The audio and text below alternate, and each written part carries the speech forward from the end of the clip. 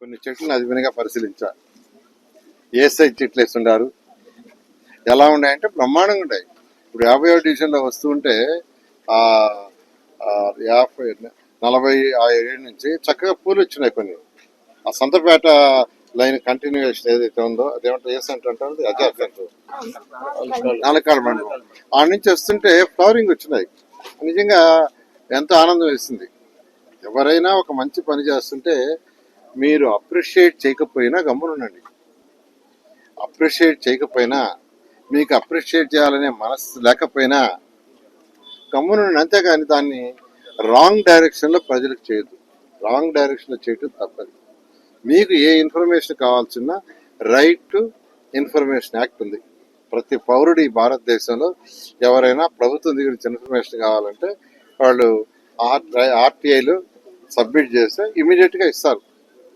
కాబట్టి మీరు అప్లై చేయండి. కమిషనర్ గారు చక్కగా మీకు డేటా ఇస్తారు. దాన్ని బట్టి మీరు మాట్లాడచ్చు. ఎటువంటి అబ్జెక్షన్ లేదు. ఎక్కడో ఎస్టిమేషన్స్ వేసి అది ఇంప్లిమెంట్ చేయకుండా ఉండి ఈ ఎస్టిమేషన్ స్టేజ్లో ఉంటే ఆ కాగితాలు సంపాదించి దాని మీద పబ్లిక్ చెప్పడం అనేది తప్పదు. దానివల్ల ప్రజలని అడ్డదారులు పట్టించడం అవుతుంది.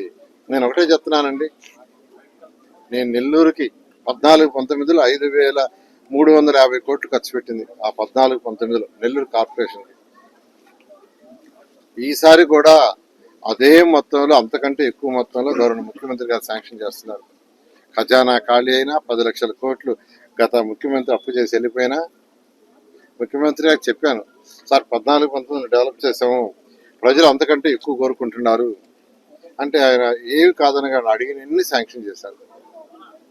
అడిగినన్ని శాంక్షన్, ఎన్ని ఇబ్బందులు ఉన్నా శాంక్షన్ చేస్తున్నారు. ఎన్ని చేస్తారు, కొద్దిగా ఓపిక పట్టండి, అన్ని కంప్లీట్ చేయడం జరుగుతుంది.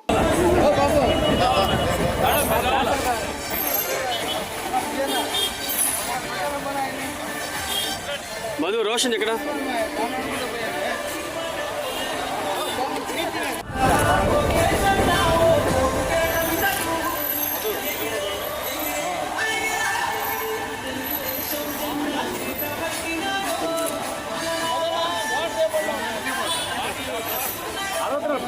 అరవై